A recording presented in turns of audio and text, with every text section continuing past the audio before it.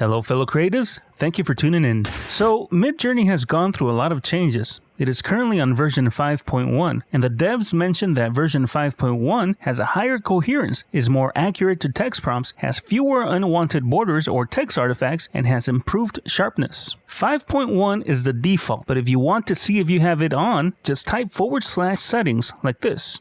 As you can see, there are several buttons and one called RAW mode. The devs say that version 5.1 is more opinionated like version 4, and it's much easier to use with short prompts, and the version 5.1 RAW mode is unopinionated, similar to version 5.0 default. So what are the differences between version 1 through version 5.1 RAW mode? Let's test it out. I'll write a text prompt from a passage of a novel I'm writing. Let's see how it turns out. Also, I'm going to use the default base quality and the style medium, and I'm not going to use any aspect ratios. This is my text prompt. At the bar, seated close to the entrance, a man in his 40s appeared lost in the world of his ancient notebook, its leather-bound covers patched up through generations of use. The lovingly preserved pages, filled with symbols, diagrams, and notes, were held together with twine and sheer will.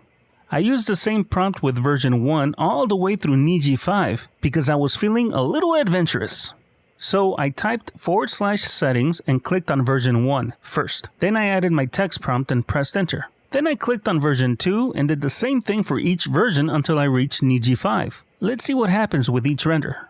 Well, from version 1 through 3, it decided to focus more on the leather-bound book instead of the man sitting at the bar. It did a fun render where it looks like leather, and it even created some writings like it was written in my prompt, but it just looks like scribbles. For version 4, it created several different renders in the 4 squares. They all focused on the book primarily, and placing the setting in a bar. Only one square had the man sitting at the bar. For version 5, I've gotta say it did a pretty darn good job in creating the book and placing the location at the bar. The book came out great. It added scribbles and diagrams and cool things that make it look like the man had been in a lot of adventures. And of course they have the bar settings with the drinks and such. For the default version 5.1, it also did a great job, but it focused more on the environmental lighting while still focusing on a leather-bound book with scribbles and diagrams in some of the 4 squares. For version 5.1 RAW mode, it also focused on the environment and the book like it did in version 5.1, but with an extra touch of going off the text prompt a little. I guess that's what they mean with unopinionated.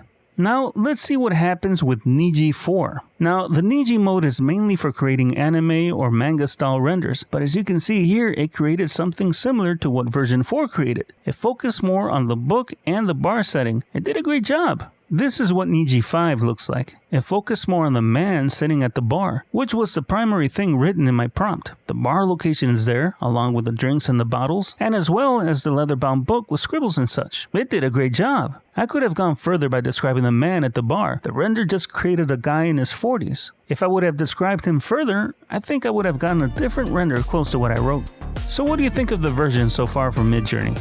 Have they given you a spark of creativity for your next renders? How are they helping you? Remember, Midjourney is a fantastic place to let your vision run wild. It's like Merlin creating what his heart desires. Well, that's it for today. Thank you for tuning in. Don't forget to like, share, comment, and press that subscribe button to keep up to date with awesome and totally cool ideas for your next projects. The sky's the limit, as they say. This is Art signing off, and don't forget to muse it or lose it.